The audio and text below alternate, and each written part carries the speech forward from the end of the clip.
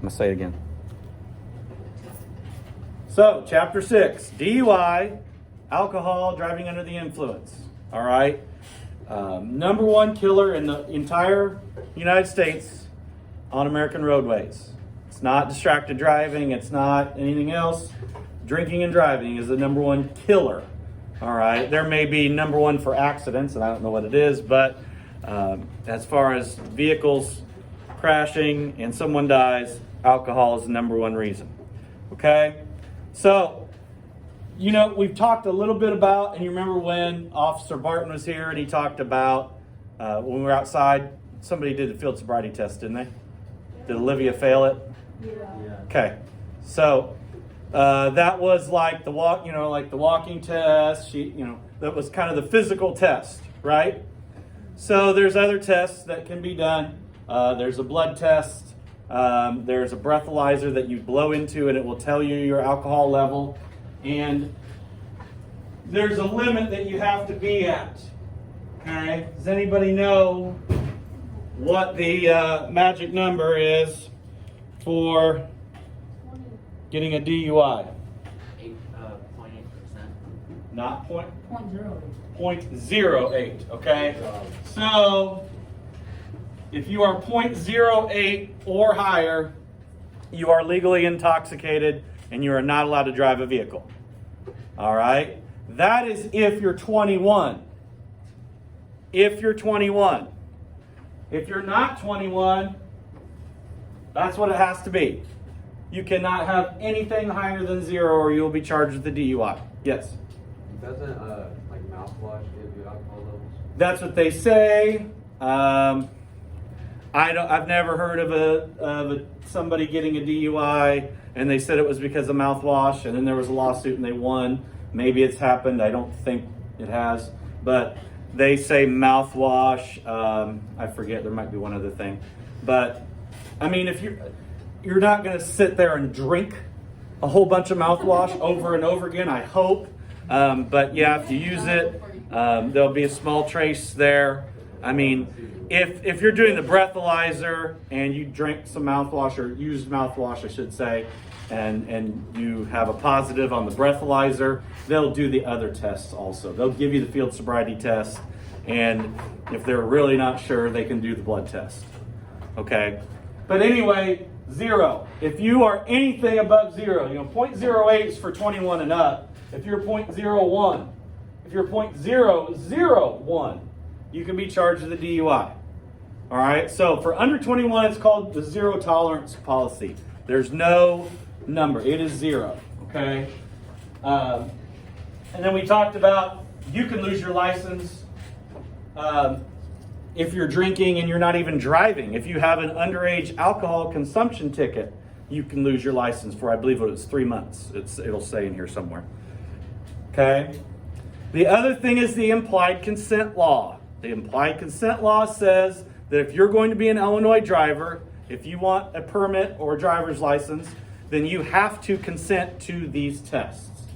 I mean, you could choose not to, but what they will do is they will cuff you, take you in the police car, take you to the police station, probably extract your blood anyway, and then you'll have to pay for it if you test and come up with a DUI. And I've heard it's expensive, so just do the test.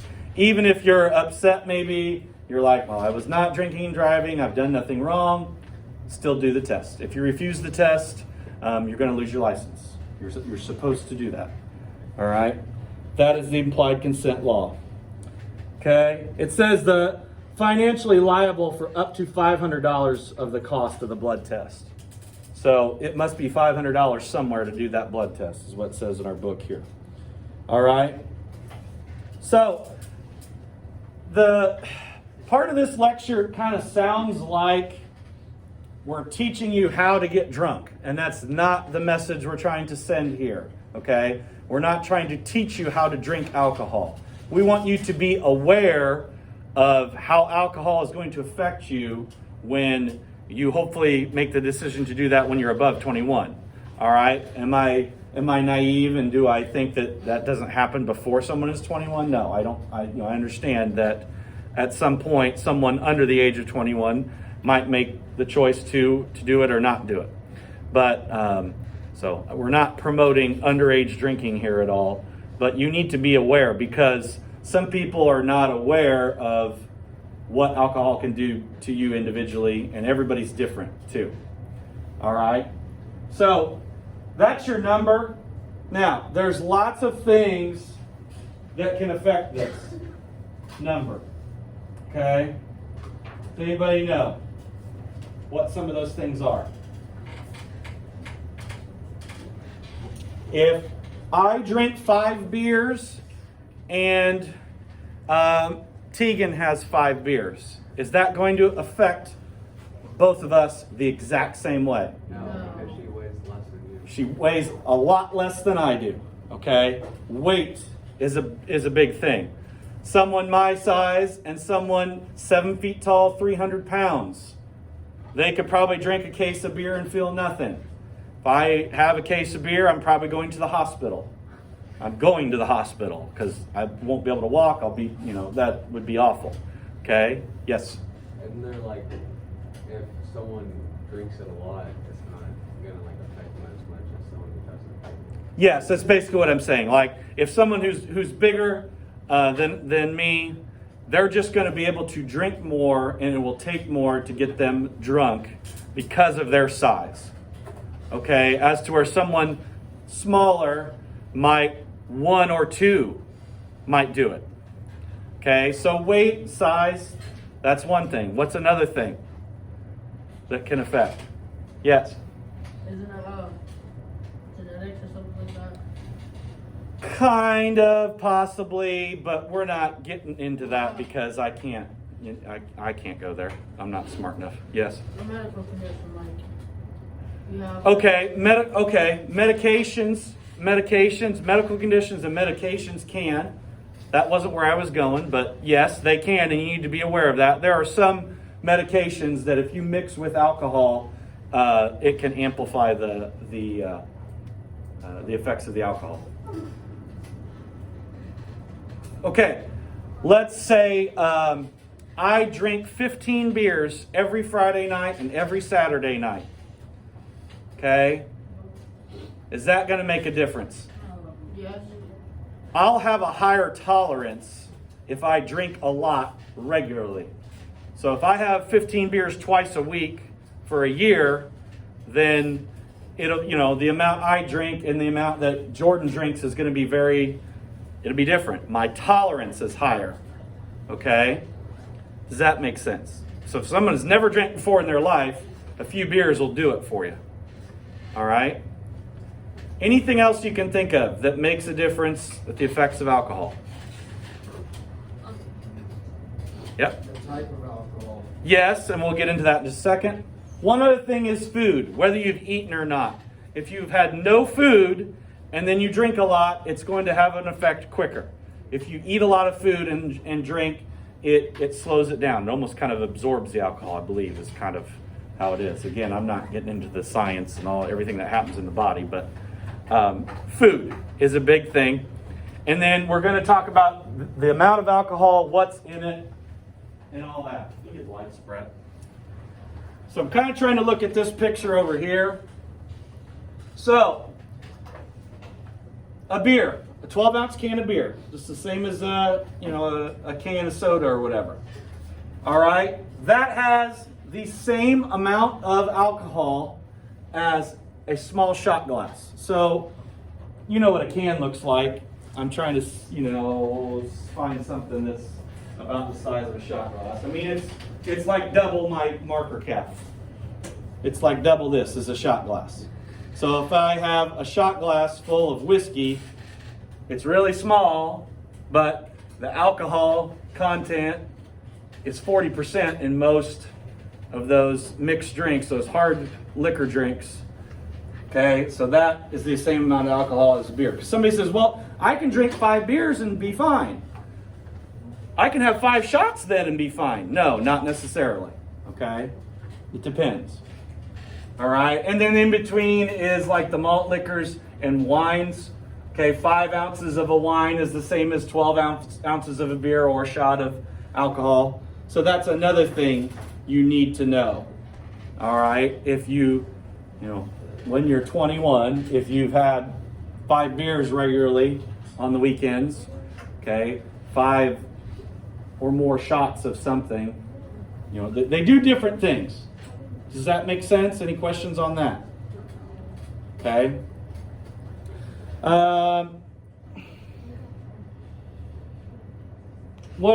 Is there some things that can sober a person up that you can do? Drink water. Hot Sprite. Hot Sprite. Yes. Never heard that one. Like Peanut butter. warm, you've never heard. Draco. Coffee. Okay, some people say get them some coffee, get them some caffeine, that'll sober them up. No, incorrect. It will not. Coffee will not. What else? Bella. Don't want a hangover, drink pickle juice. Okay, well, we're not talking about hangovers. We're talking about someone's drunk and we're trying to sober them up. Okay? Who have I not heard from? Yeah, food and water. Okay, food, not so much after the person's drunk. It would work before, but not so much after. Some people will say that does help them. I don't know that it does. What do you think? Bread, kind of along the same things. Not so much. Before, yes. After, not so much. Okay, water's going to help with the hangover the next day. Okay, that's one thing. Because alcohol dehydrates you. Alcohol is not something that hydrates you. Yes? Sleep. Okay, so I'm going to come back to that. What do you think? Wasn't it like, isn't it like a medicine like Xanax or something like that? Xanax will not stop. No. Xanax is a medication that you don't want to mix with alcohol, okay, or other drugs. Last one, then I'll just tell you. Go ahead. Peanut butter. No, I'm not talking about food. So in the movies, you kind of see, give them a hot shower, give them a cold shower. That doesn't work either. She mentioned sleep. Sleep is like time. Time is the only thing that's going to cure it. All right? You can't give them a cup of coffee. You can't give them food. You can't give them a shower. You can't smack them. They're not going to sober up. All right? In Back to the Future, when they make some wake-up juice that wakes them up and sobers them up, that's not going to work either. So, unfortunately, that's one thing Back to the Future is wrong about. All right? But time. Time is going to be the one big thing that makes a difference. Okay? So, here's one of these. I've got one of these wheels here. It estimates your alcohol content, your blood alcohol content, which that's called a BAC. So you might see the term BAC, blood alcohol. Okay. Blood alcohol concentration. I said content, but it's concentration. All right, that is the test to measure that number. All right. Now, what this wheel is, and I'll put it on the overhead.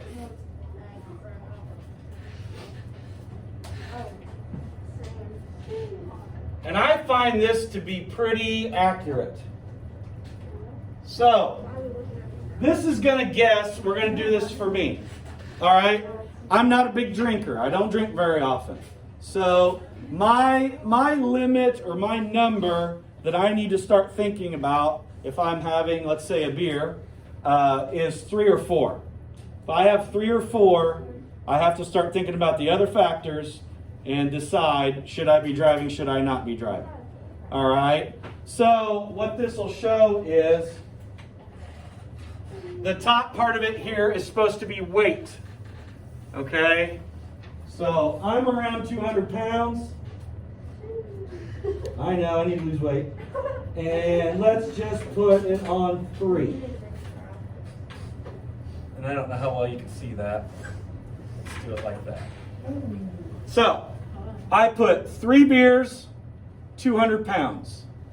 So it's going to tell me that my BAC is 0.05, 0.06, maybe getting to 0.07. So I'm getting close. Now, if I'm not at that number and I'm at a 0.07 and I crash into another car, I can still be charged with a DUI. If you have an accident or you're driving poorly, doing something, you can still get one if it's under that a little bit. But this seems to be true for me. If I have 3, I need to think about it. So if I have 3 and no food, I probably shouldn't. If I have 3 and I have food, this number is going to be lower. Yes? If you have 3 and you had mouthwash this morning, you probably should. Yeah, it'll probably make the breathalyzer test worse. What about hand sanitizer? Let's switch this to 4. Okay? So now, I've had 4. It could be anywhere from 0.05. It's right on the line from 0.09. So, if I have food or something like that before, it's probably the lower. If I don't have very much food, 4 beers for me for sure is not driving. All right? If I'm eating food, I can't really drink at the same time because I just feel like horribly full, like sickly full. So, but that seems to be true for me. Okay? That seems to be true for me. And I'm going to give you guys some time to look at these here in a little bit. There's all kinds of things. If you get deep, you can turn the light back on. There's all kinds of things punishment-wise and everything that if you get a DUI can happen. There's all kinds of things that is going to affect insurance, fines, going to rehabilitation classes, all kinds of things like that with DUIs. All right? But as far as the book goes, we're not going to get into too much of that. But as far as the book goes, that's kind of what we're talking about in chapter 6.